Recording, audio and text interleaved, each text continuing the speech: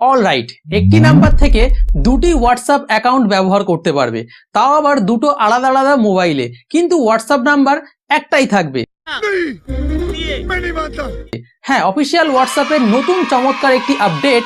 কিভাবে ব্যবহার করবে এই আপডেটটি বিস্তারিত আলোচনা করব এই ভিডিওতে। তোমরা দেখছো স্টেক বেঙ্গলি, আমি সাকলিন। আরাম করে বসো, ভিডিওটা অবশ্যই শেষ পর্যন্ত উপভোগ করো।